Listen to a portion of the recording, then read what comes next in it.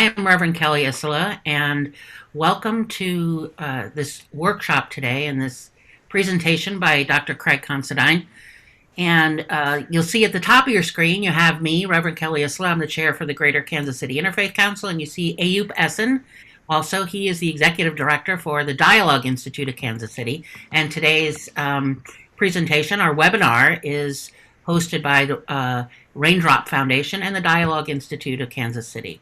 So, welcome, Ayub. Welcome, Dr. Considine. It's good to see you. We're streaming live to YouTube, so you can be watching on YouTube right now.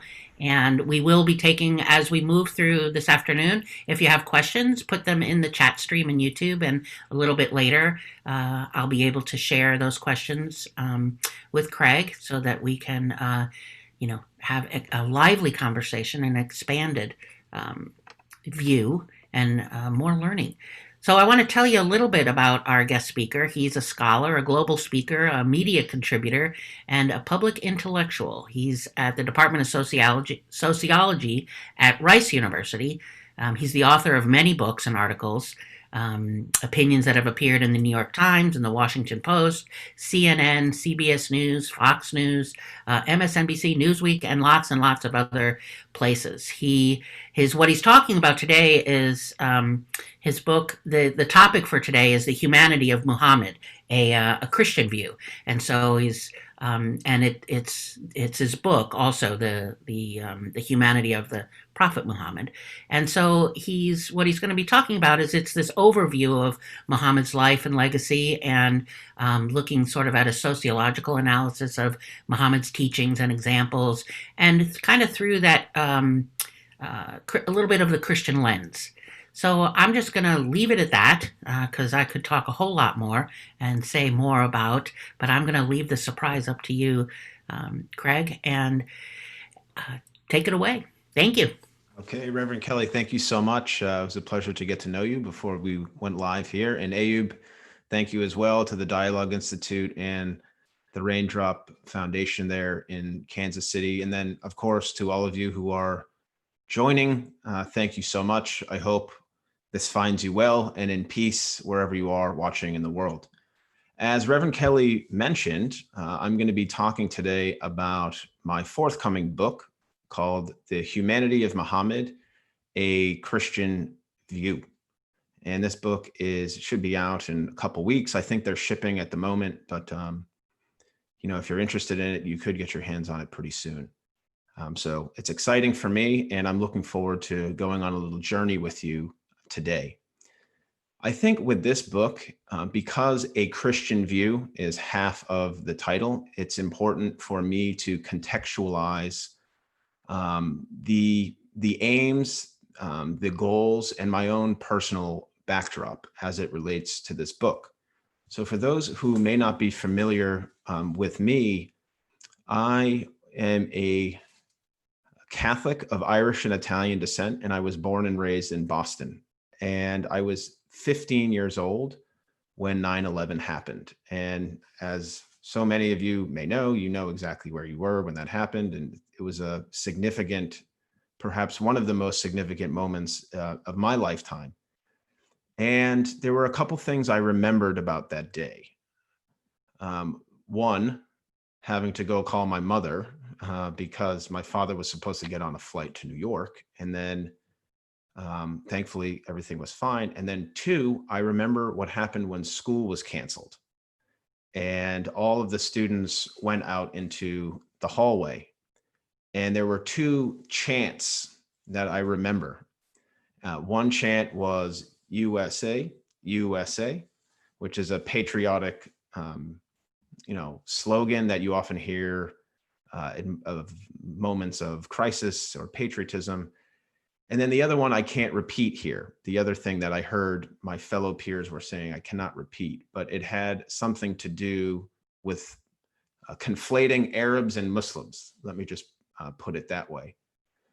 And for the context here, the town I grew up in, Needham, Massachusetts, has 30,000 people, 98% of which are white, and 98% of which are Catholic, Christian. We have a Catholic Protestant probably split, and then we also have a small but pretty substantial Jewish community, at least in the context of the United States. So I had absolutely no context whatsoever when 9/11 happened. Never met a Muslim, never studied Islam, didn't know what a mosque was, had never seen a mosque. And fast forward a couple of years, I'm a freshman in college, and the Iraq War happens. And I didn't have a major to study at that time. And I decided that I wanted to figure out why something like 9/11 and the invasion of Iraq happened. I was going into my studies with the impression that these entities, Afghanistan, Muslims, Arabs, Iraq, Saddam Hussein, all these buzzwords, hated me because I'm an American and I'm a Christian. So I went into my studies with this kind of terroristic lens, national security lens of viewing Islam, which so many Americans, I think, have adopted in the post 9/11 era. So I enroll in classes, the world of Islam, an Islam 101 class at American University, and I'm introduced to the great man and the preeminent anthropologist Akbar Ahmed, who is still, excuse me, the Ibn Khaldun Chair of Islamic Studies at American University. And Dr. Ahmed, on the first day of class, shared something that I had never heard before, a hadith or saying of Prophet Muhammad. And Dr. Ahmed shared one, and it was, "The ink of the scholar is more sacred than the blood of the martyr." And that one saying of Muhammad, as presented by Dr. Ahmed, really shook me to my core on multiple personal levels. It shook me on a spiritual level. It shook me at a very practical level. But I think really most importantly, it triggered my interest with this concept of knowledge and what knowledge could entail. So I studied under Professor Ahmed for quite some time. Long story short, I go to Ireland to embark on my PhD. And it was in 2013 that I really started studying the life of Prophet Muhammad. Before that, I was more interested in the clash of civilizations, this theory as developed by Samuel Huntington, this idea that Western civilization is one thing, Islamic civilization is the other, and throughout history, they've been clashing with one another, and they don't come together and they don't blend. So I was more focused on the international relations politics side, but when I was in Ireland in 2013, another great scholar by the name of John Andrew Morrow sent me a copy of his book, which was titled The Covenants of Prophet Muhammad with the Christians of the World. And these are a set of documents or agreements and treaties that are historically disputed and analyzed, as most ancient texts are. But in essence, this series of documents that Muhammad, indeed treaties that he had entered with Christians, really fundamentally, again, altered me on a spiritual and academic level. And in short, what these covenants mention is that Prophet Muhammad was not merely open and inclusive of Christian communities living in Muslim states, but he also went further than that. He actually understood that they could be, and indeed that they had the right to be fundamental players of a, quote, Muslim society. And Muhammad was saying their churches should be respected, their private property should be respected, their lives should be respected, and their women should be protected. All of these things were kind of unprecedented in some ways in the 7th century. So it was Dr. Morrow's work that really kind of pushed me to dig deeper into the life of Muhammad. And the more I've studied, and indeed the more I've interacted with Muslims who hold him in such high honor and esteem, the more I've been able to relate to him, not only as a Christian, but I think more importantly, as a human being, which is where the title of the book and this talk comes in, The Humanity of Muhammad, a Christian View. So the book is divvied up into many key themes, and I'm only going to go through some of these themes today. But let me start by addressing the most timely theme and chapter in the book, which is racism. You know, it's quite remarkable that Muhammad, who was living in the 6th and 7th centuries, was actually directly addressing the two most critical issues of 2020 right now: the spread of a pandemic and racism. If you want to read about what Mohammed said about controlling something like COVID-19, you can visit my Newsweek article, which was published in March, which got international traction. But let me focus on the racism. So when Muhammad was a young man, and when he started receiving revelations from the angel Gabriel on Mount Hira, Meccan society was hyper-tribal, not too dissimilar from our current time in the United States. When I say tribal, I mean that there's just a lot of divisions, and these kind of divisions overlap, right? So we have race, we have ethnicity, we have tribe and class, and so on and so forth. So it was very hyper-tribal, but it was really the tribal, in terms of the ethnic and ancestral division, that really kind of demarcated the type of society that Muhammad was born and raised in. So basically, your fate in life was determined by your clan or your tribe, you know, the color of your skin or your phenotypes, basically your DNA. And if you weren't born into the right ethnicity or tribe, you were in trouble. So Muhammad is raised in this world, and when he starts receiving revelations, he's given from God, as most Muslims would say, a different message, which was really oneness of humanity. And we can understand Muhammad's views on racism by turning to two prominent examples. The first is the relationship that Muhammad had with a man named Bilal ibn Rabah. So Bilal was of mixed race. One of his parents was an Arab, and then the other was from Abyssinia, or current day Ethiopia. His mother was said to have been Ethiopian, but Bilal had darker skin.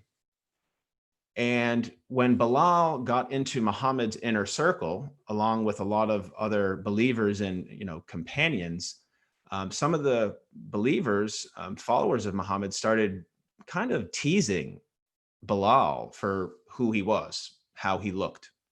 And it got to a point where Muhammad had to actually step in, because there was a man named Abu Dhar al-Ghifari who kind of pointed at Bilal one day and told him, you son of a black woman, basically judging him and his wrongdoings based on his mother and his skin color and his ancestry. And Muhammad stepped in at that point and said to Abu Dhar al-Ghifari that you still have the state of ignorance in you. And that translates into the Arabic word jahiliya, state of ignorance. So Muhammad was telling Abu Dhar al-Ghifari that his idea of racial superiority did not fall into the realm of Islam. He was saying this racial superiority idea, that was before Islam. That was ignorant. Islam is ushering in something new, which is racial equality. And the second example that we can turn to look at Muhammad's views on racial equality comes from the very popular and beloved farewell sermon. Muhammad presented this right before his death in the year 632. And the entire Muslim population and perhaps even non-Muslim population. Basically, all of Mecca, I suppose, was there. And he provided, it's a pretty short sermon, but tons of important and timely things. He talked about gender equality. He talked about the importance of ending blood feuds, tribal feuds. He talked about the importance of charity. And he also spoke about the importance of racial equality. And he said something like this, and I'm paraphrasing. He said, all mankind is from Adam and Eve. So hitting on that traditional biblical story, bringing all human beings back to creation, to people. And he also said quite explicitly, and again, I'm paraphrasing, an Arab has no superiority over a non-Arab. A Black has no superiority over a non-Black. A white has no superiority over a non-white. But he added, except in piety and good action. So he's saying, yes, we know the races are fundamentally, inherently equal because God created all of us, all human beings. So fundamentally, we're equal. But what distinguishes us is not, of course, our race, but our character and conduct. And I always love this story because it provides such an important and relevant bridge between this monolithic idea of Islam and this monolithic idea of America and Western civilization.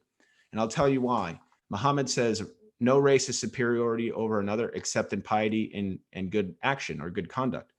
Who said the same thing in 1963 on the steps of the Lincoln Memorial in Washington, D.C.? The great Christian and American Martin Luther King Jr. said the same thing, except MLK, Dr. King, said it a long time after Muhammad. A long time, 1,300 years to be precise. So take this little tidbit with you here. These two stories, Bilal and the farewell sermon, should remind us of a few things. And the first and most important is this. Muhammad was not merely a non-racist person, right? We know that he was racially tolerant because he was letting people into his community that looked different from the norm. And then he left this farewell message. But what he was doing was he was transcending, he was going beyond racism, beyond non-racism. He was going into the realm of anti-racism, which is a binary non-racism, anti-racism that we're seeing a lot of today in the current political climate.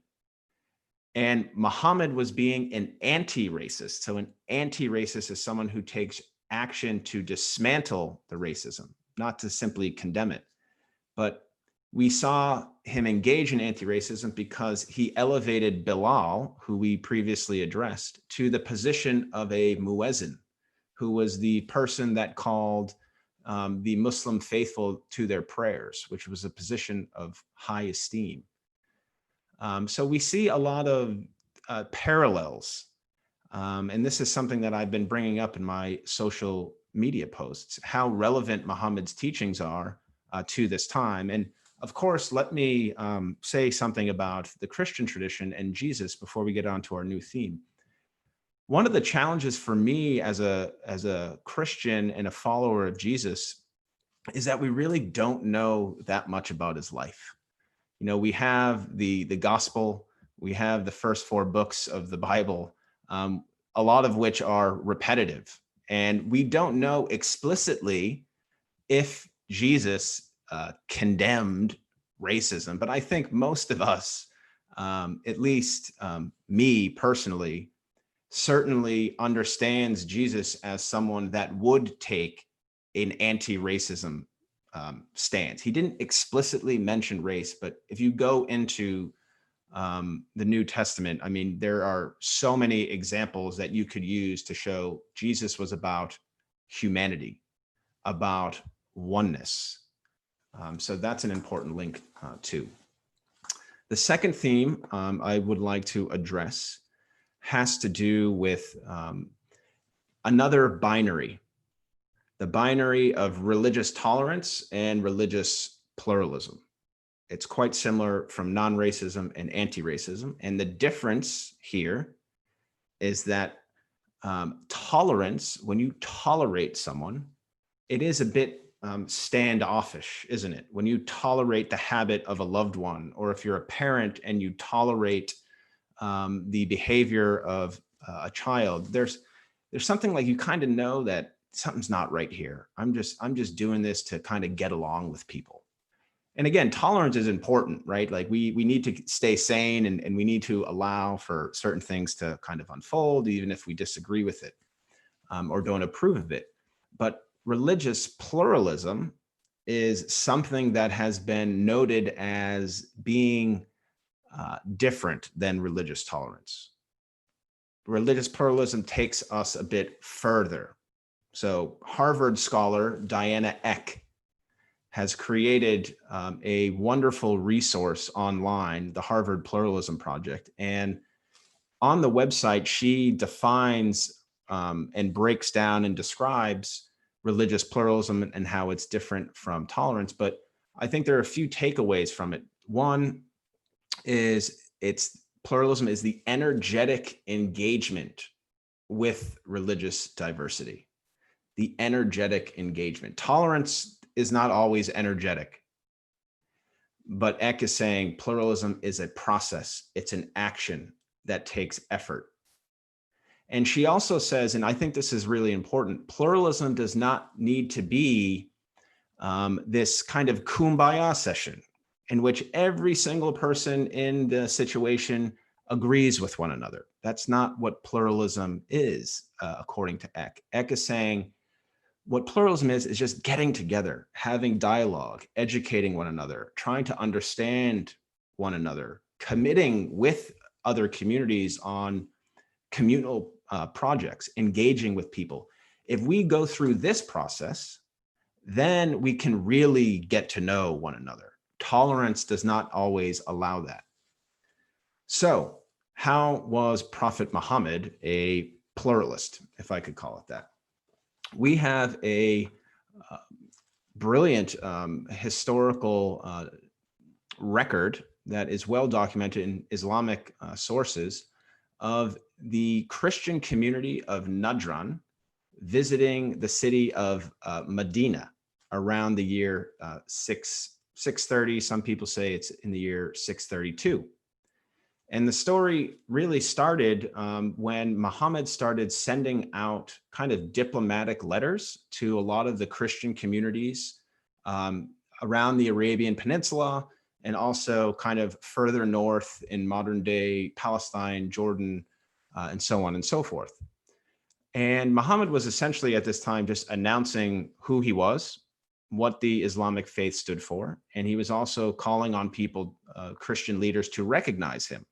And he had sent this one letter to the Christians of Najran, which is kind of right on the border of southern Saudi Arabia and northern Yemen towards the western part of the Arabian Peninsula. And at first, the Christians of Najran did not accept Muhammad's invitation to visit to Medina. But upon the second letter that Muhammad had sent, the Christians of Najran agreed to go visit him. So a delegation of about 80 Christian leaders, including the bishop of Najran, visited Muhammad and the early believers community, the monotheists, the Muslims, to Masjid al-Nabawi, which still stands today in Medina, the Prophet's Mosque, arguably the second holiest site in the Islamic tradition. And long story short, with this particular story, the Christians of Najran ended up spending 3 days as a Christian delegation in the presence of the Muslim community. Again, not simply toleration, but going a bit further than that, making people come together, eating together, having discussions together, spending time together. That these things build trust and rapport and brotherhood and sisterhood and so on and so forth. But the real heart of this story of the Najran visit to Medina revolves around the end of their interaction. So the historical sources say that The Christian side and the Muslim side ended up not agreeing on the divinity of Jesus. The Christians were saying he's divine, and the Muslims were saying he's not, which is a subject for a whole nother talk, which I'm happy to give. But they decided to part ways, agree to disagree. And the sources say that the Christian community started, cordially walking outside of the masjid, outside of the mosque, because they had told Muhammad that they wanted to pray. It was their time to engage in their ritual. And instead of letting the Christian community go outside to pray, and if you can imagine the city of Medina in the 7th century, they didn't have Roman roads, paved roads. It was a rough terrain, probably quite sandy and not suitable to pray. And Muhammad basically said, just come back inside. You can use our space to pray. They somehow created a connection that transcended their religious differences. Muhammad was seeing this Christian community, obviously held them in some type of esteem, right? In some type of honor. He not only invited them there, but he hosted them for 3 days. And he said, just come back in here. This is a place of God too. And the Christian community, thankfully, came back in and they used the space to pray. Now, to me, that's more than tolerance. That is something new. That is creating a different type of way of understanding faith communities and understanding how to go about building a community that is steeped in social cohesion and social harmony. And what's also brilliant is, we've had modern examples of Christians actually inviting Muslims into churches to pray as well. And I think one of the main examples, I believe it was either at the end of the 2016 presidential campaign or at the beginning, but it was when the Muslim ban was really kicking off. And the National Cathedral of Washington, D.C., which is a massive Christian seat in the United States, invited a bunch of Muslims to come in and to pray as a symbol of their solidarity, and perhaps even a symbol of their monotheistic linkages. So it's brilliant that we can kind of make these historical connections from 630, 632 to the modern context in 2020. So those are the two themes that I think are most pertinent to what we're seeing today. There are other themes in the book that are covered in specific chapters, and these include Mohammed envisioning a civic nation, which is the type of nation in which a human being, a citizen, has their sense of belonging or their rights determined on laws, constitutions, and political principles instead of race, ethnicity, and so on and so forth. So in theory, if you read the US Constitution, it is a civic nation. It's very open. We hold these, this isn't the Constitution, the Declaration of Independence. We hold these truths to be self-evident, that all human beings are created equal, that they're endowed by their creator with certain inalienable rights, life, liberty, and pursuit of happiness. There's nothing in there about race, ethnicity, and even religion. So this chapter, the Civic Nation chapter of my book, looks at Muhammad's activities as a statesman and as a judge in Medina when his community moved to Medina and they created the Constitution of Medina. And then the other chapters of the book relate to Muhammad's emphasis on knowledge and the seeking of knowledge. And this chapter is actually the longest chapter of the book, which I kind of look back on. That was not intentional, but there's deeper symbolism there because of my thirst for knowledge, wherever it might come from. And in this chapter, I dive into history. So not necessarily the life of Muhammad, but Muhammad's legacy and how his legacy of things like, pluralism and civic nation rights and anti-racism have influenced Islamic civilizations following his death. and 632. So I look to what is popularly referred to as Muslim Spain, when Muslims ruled the Iberian Peninsula for hundreds of years. I look to Sicily in the late 10th and 11th century, where Christians, Arabs, Byzantines, Greek Orthodox, and Muslims and Normans, all of these different groups came together and not only lived in a tolerant fashion, but they lived in a pluralistic fashion in which they actually took kind of the best of all of their traditions in terms of art, culture, philosophy, and even architecture, and they created something new together. Sicily is fascinating. If you've ever been to Palermo, you probably know what I mean. There's another chapter in the book that deals with women's rights, another extremely timely and pertinent topic.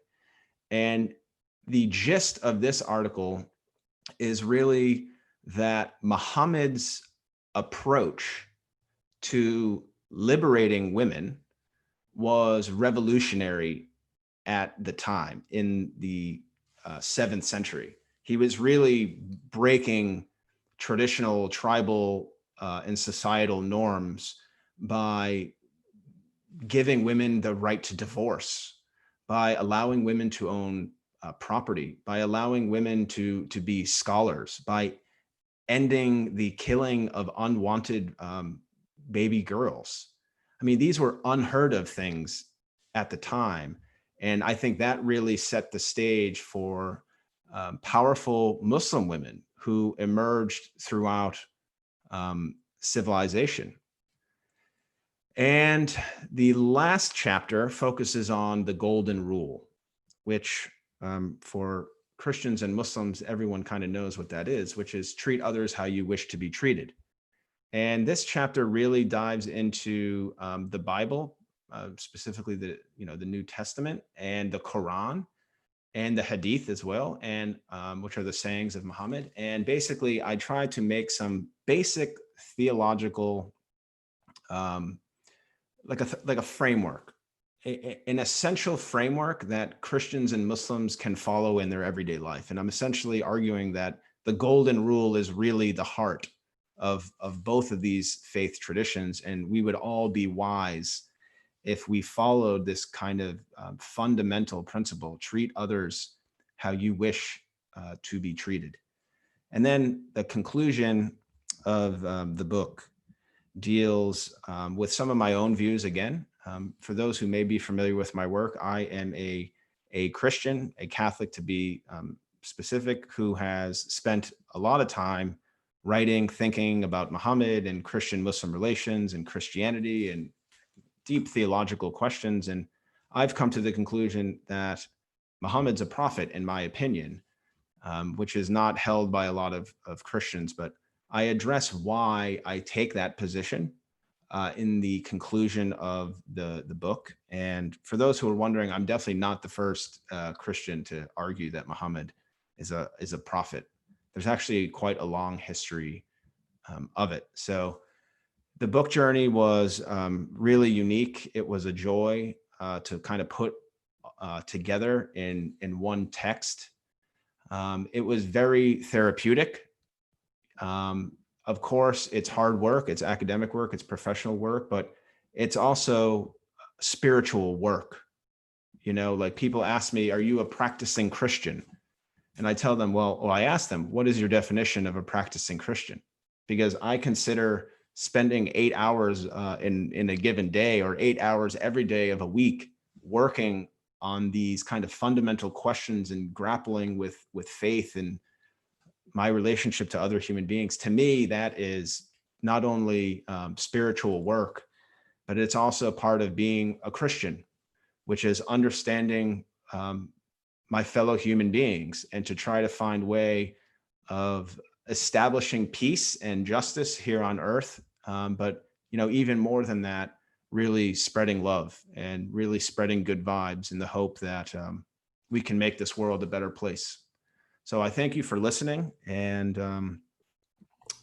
I look forward to engaging with your questions. Thank you very much. I was sitting here scribbling notes, to, I'm always, I knew we would have questions in the chat box, and we do, and I'll get to those in a second, but I'm always in my mind, it's like, and in case there aren't, I certainly have my own. But I want to go to the chat box first. So the first question is, um, what is your take on the approach needed to solve racism conflicts nowadays related to Mohammed, peace be upon him, related to his teachings? And then the second half of that question is, will interfaith dialogue work like part of the Medina Charter for Medina Jews? It's a good question. So, racism, there's no simple solution to racism. It's a multifaceted solution.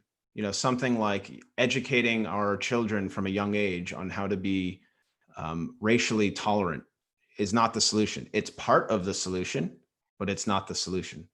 So I think there needs to be a multi-layered approach. And if I can divide it up, I will say there's a macro approach and there's a micro approach, a typical kind of sociological position that I'm taking. From the macro approach, we have to be more politically engaged.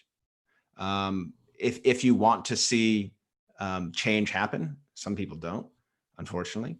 But if you want to see racism end, then you have to get engaged in the political process. Like, you have to make sure you're handling your civic duties, make sure you vote.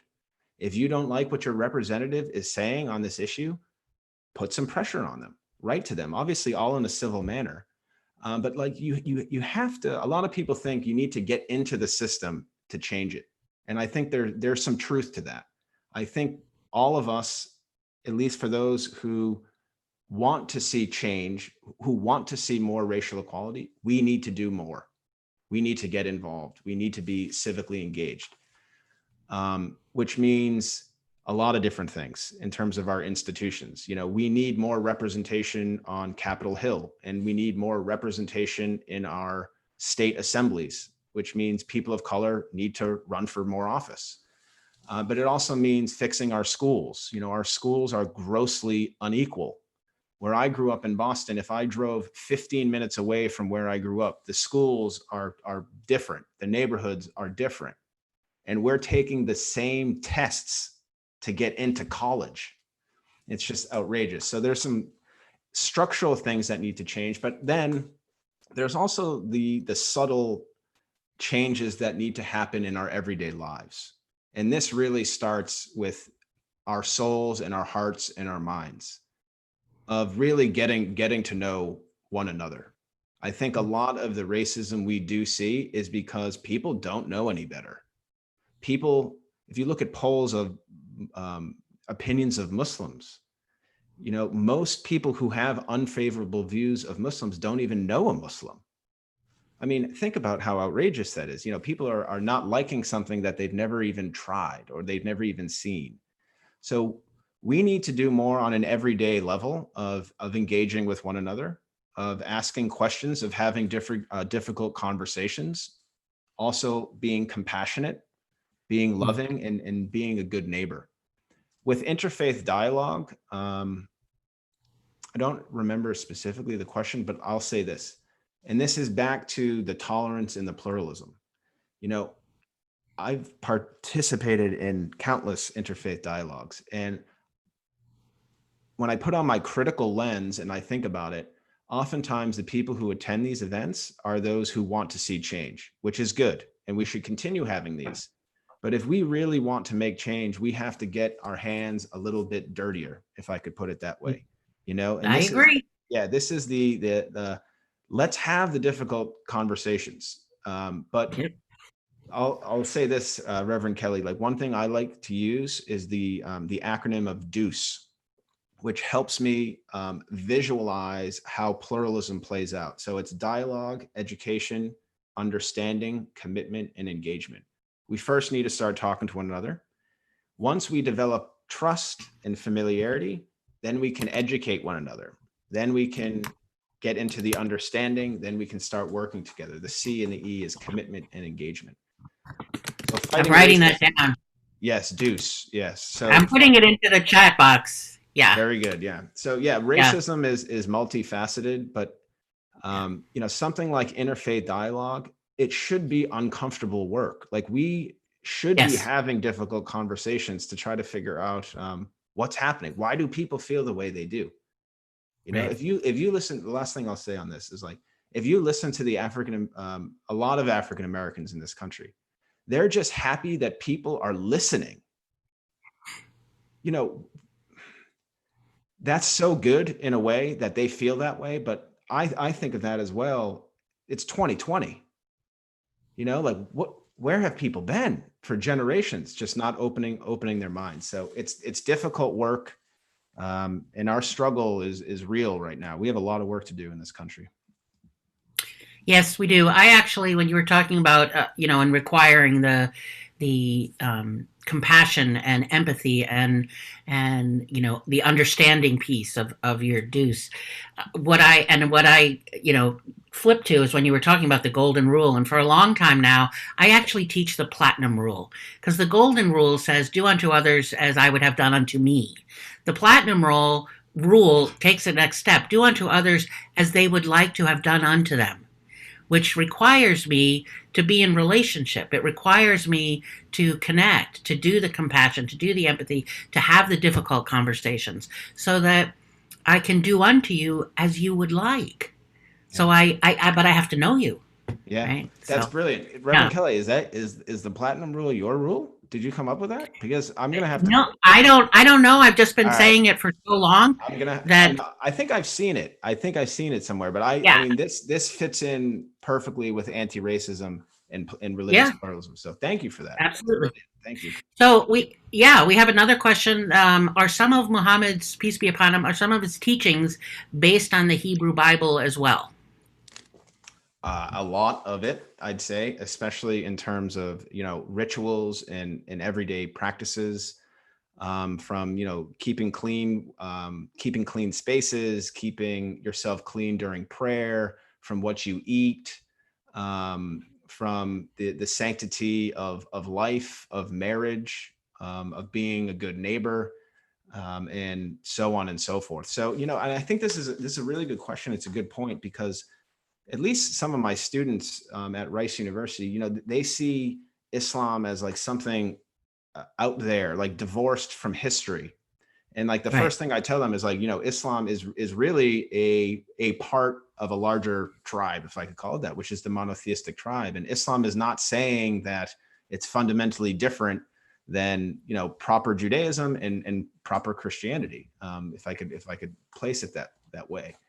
And what's interesting, even if we move beyond the Old Testament and into the New Testament and the early history of Christianity, one group that I've recently come across are the Ebi Knights. So the Ebi Knights are early followers of Jesus who actually preserved Judaic law. So all of the rituals and, again, what you ate, how you prayed, how you lived your life, that's something that they maintained. And then they believed that Jesus was the Messiah. And then over time, kind of Christian practices started to change, Christian theology started to change.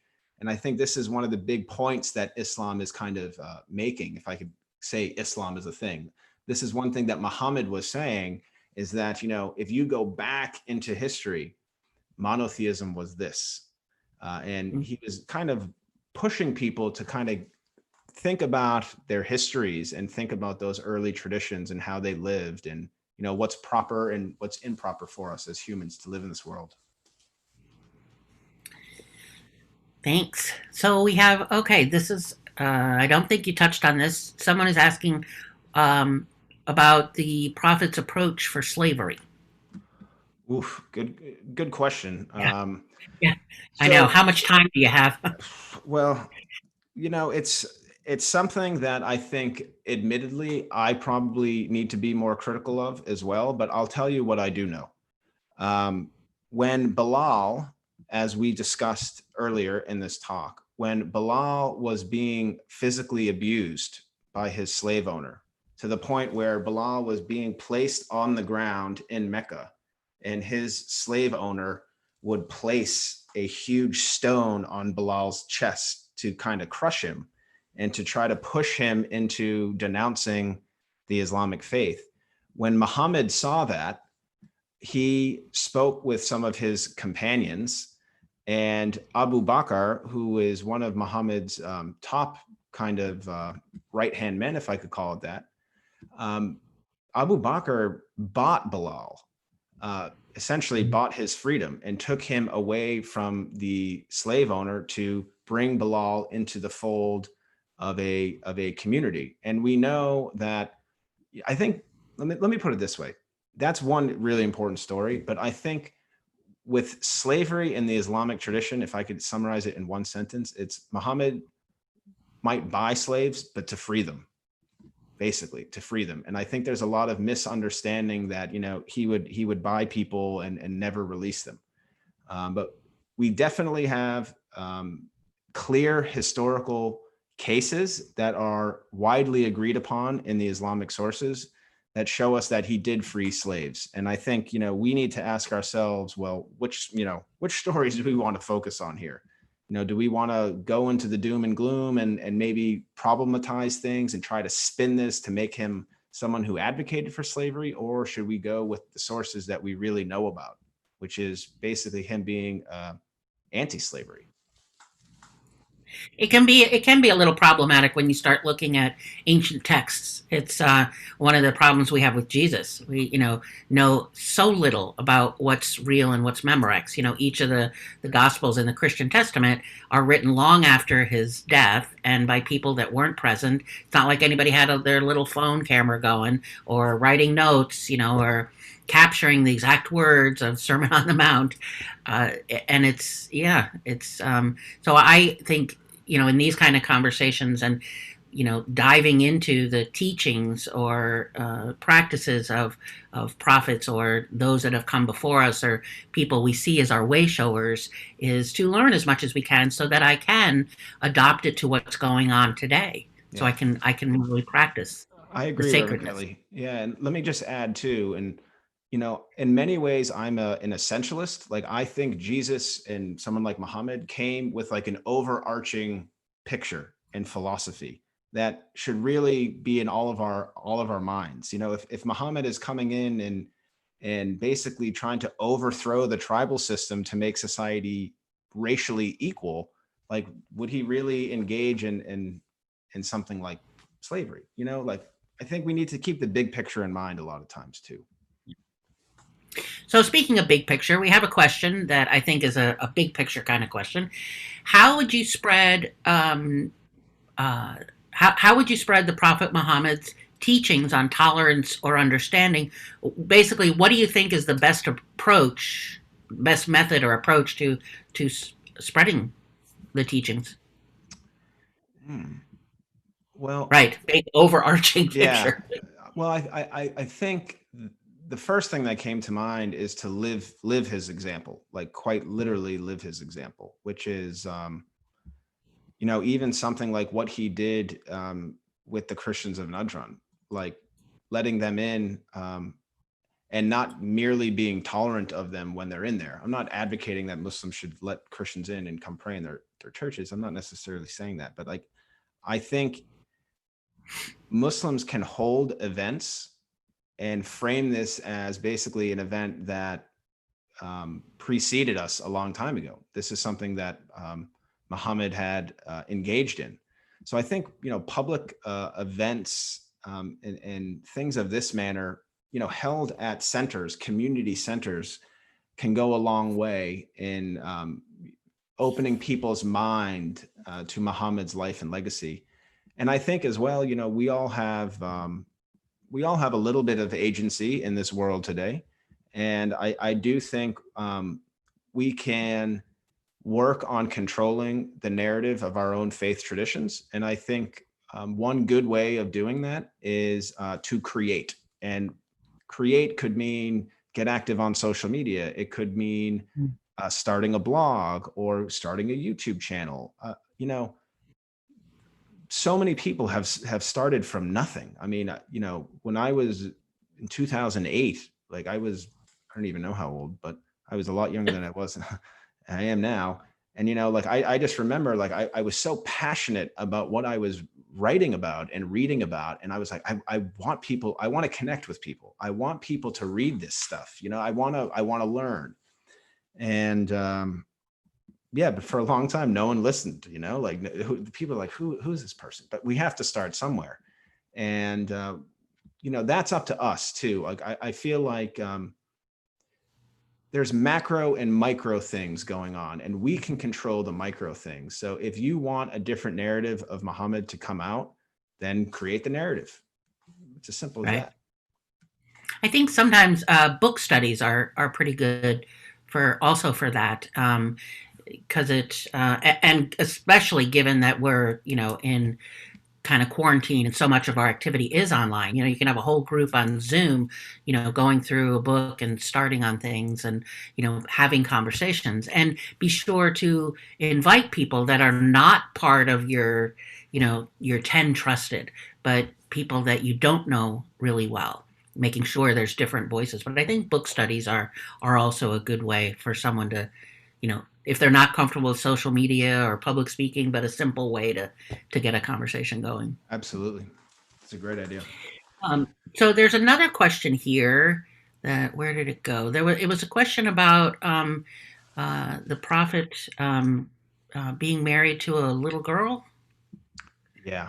Uh, Which is a controversial topic. A lot of people like to use it to, in many ways, just kind of defame Muhammad. mhm, But there's no scholarly consensus. Like, some people are like, she was 6 years old. But the scholarly consensus was that she was much older. And you also need to place this into the context of 7th century society, which is just different.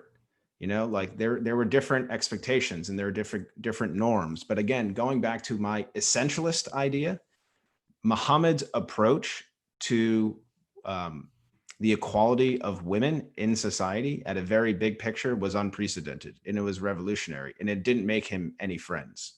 Um, and I think most scholars would certainly agree with that. Um, and I think that's as simple as that. There's no scholarly consensus on her age, but also, like, it wasn't like he was. I feel like people like to view it through this lens of like perversion. Like, he was some type of it was some type of perversion of his interest in a girl like that. It just wasn't like that. If you just can grasp fundamental history. I think some of the same misconceptions go on around Mary, the mother of Jesus. In the way the term virgin is translated, as opposed to young woman. It gets, the definition gets a little changed. So, yeah, Exactly. knowing the context in which something is written. So we have, there's a few more questions here. We have one woman asks, as a Catholic Christian, what do you think is the biggest stumbling block for the Catholic Church in confronting its anti-Muslim history, like it has done for its anti-Jewish teachings of contempt? Good question. I don't Yeah, have one. I don't have you're one getting answer. all the light, all the light questions. Well, I'll say this: Nostra Aetate came out in 1965, and I believe I'm pronouncing that right. But it was a huge. It's a huge change, revolution, transformation in the Catholic Church's approach to interfaith relations with all faiths. But in that document, it explicitly addressed the relationship between the Universal Catholic Church and the quote Muslim world. And it was excellent content in this document. And it basically said, we're monotheists. We believe in, compassion and justice and peace. And we believe in, the fundamental right of people being able to believe what they did. But interestingly, what was absent in this, this passage was any mention of Muhammad. And there have been some Christian theologians, most prominently Hans Kung, the Swiss theologian, who is pushing 90 years old now. but he basically said that, one way of bringing Christians and Muslims together, at least Catholics and Muslims, is to finally get the Muhammad issue right. The Catholic Church has never really addressed his prophethood without just simply saying, no, he's not a prophet because he doesn't believe in Jesus' divinity. Like Hans Kung is saying, they've never really grappled with it. And if Hans Kung actually pushes the Catholic Church to recognize Muhammad as a prophet, and he outlines why he should be considered a prophet based on how prophets are viewed in the Old Testament.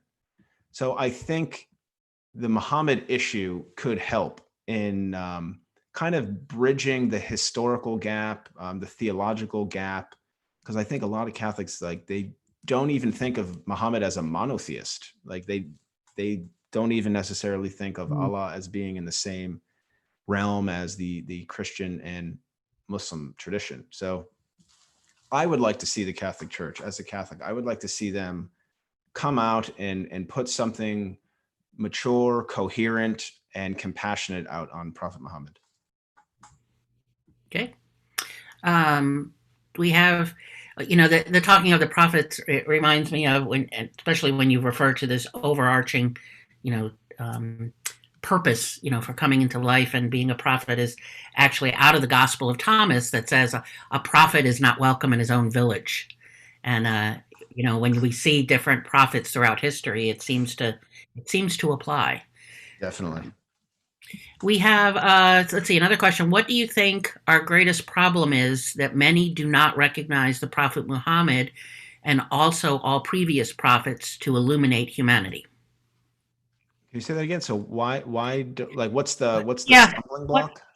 Yeah, our greatest problem is, what do you think our greatest problem is that so many don't recognize the Prophet Muhammad and also previous prophets that are here to illuminate humanity? I think two things. One has to do with lack of knowledge. I just think fundamentally, a lot of people in the United States and elsewhere in the so-called Western world just don't know much about him. Don't know the history. Don't know what the Quran is. Don't know what Muhammad's revelations were, and things like this. So I definitely think lack of knowledge, lack of education is an important part. But I think the more important thing is like arrogance, which is linked to lack of knowledge in some ways. But I think a lot of people automatically dismiss prophets that they're not comfortable or familiar with because they feel like in doing so, they're lessening themselves and that they're somehow better than other people because they believe in Jesus or Moses or whoever it might be, or even Muhammad. I mean, some people look at Muhammad and say, well, he's my prophet, and anyone that doesn't believe in him is not as good as me. I mean, that's, to me, that's kind of it's arrogance, and I think it's mixed with a little bit of apathy. Like some people just don't care about learning about a human being that is so important to so many people around the world. So like with the racism issue, there's no simple solution to fixing kind of our understanding of Muhammad. It has to come from multiple layers, multiple themes, and multiple sectors of society. Yeah, and I have to want to know more. I have to be willing to say I don't know what I don't know. And what's so ironic about it, that I find, years of doing this interfaith work, is that when someone, if I take a deep dive into another faith tradition, another religion or worldview or life philosophy, I have yet to find for myself and most everyone I know that it just enhances my own faith. It enhances my own journey. It doesn't take away from it. And I think people think that I'm going to be swayed one way or another, when actually what I find is that it deepens my own faith, whatever that is. Faith being how I make meaning of the context of my life. Yeah, beautifully said. And I relate to that as well. Once I got past the phase, which I talked about earlier, the personal phase of like not knowing what Islam was, like once I got past that and I started to learn about it, for me, it was never about conversion. It was about finding myself and my own faith tradition in this bigger, global family of religions. And I think this is really important. We need to find ourselves in our work, like, what does this mean to me? Yeah. How can I grapple with this? Like we need to put skin in the game for it to matter. Yeah. Well, we have come to the end of our time together. It's already 1:00, and I'm a little bit sad about that because it's, at least for me, I've certainly enjoyed our conversation and questions, and I think there's probably other questions I wasn't able to get to. So if I didn't get to your question, I apologize, and maybe Craig, you could look at the stream later, and if you feel compelled to respond to any of the questions or comments, that would be wonderful. We have another event coming up on World Refugee Day, which is on June 20th from 6:30 to 8. Ayub, the Executive Director for the Dialogue Institute of Kansas City, you want to say a little bit about that? Well, he made me speechless, Craig. It was a wonderful speech. Although I am drinking American coffee now, you are more like Turkish coffee. You gave me energy, but your speech is served in little cups, like Turkish coffee. It's Very over. good. I love Turkish coffee. That's awesome. So thank you so much for your inspiration and meaningful talk. I will make sure to read your book as soon as possible. And I hope the humanity of Prophet Muhammad, peace be upon him, the humanity of Jesus, the humanity of Abraham, peace be upon him, will be practiced by everyone. And we will learn to love and accept everyone. And we won't be colorblind anymore. We will see each color and appreciate the uniqueness of these colors.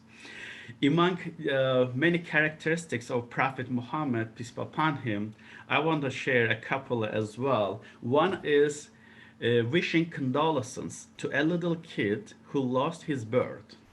So this little kid, his bird passed away. And Prophet, peace be upon him, visited this little kid and wished him condolences. And that was kind of very interesting to learn. And maybe we can practice this in our lives. People like to have pets, cats, dogs here in the US. And when our friends lose their pets, we can, make a visit them or just order a small gift or send a message. And the other one is when people visited him, he was equally kind and accepting to everyone. And when they left the home of the Prophet Muhammad, peace be upon him, they thought they are the favorite people of the Prophet. So he was equally nice and accepting to everyone. So again, thank you so much, Craig. You responded my numerous emails. May God respond your prayers promptly. Thank you so much, everyone. Thank you. And thank you, Ayub, and thank you, Reverend Kelly, too. Thank you so much. You're very welcome. Thank you. And thank you, everybody that joined us. Make a great day. See you Saturday. Take care. Bye, everyone.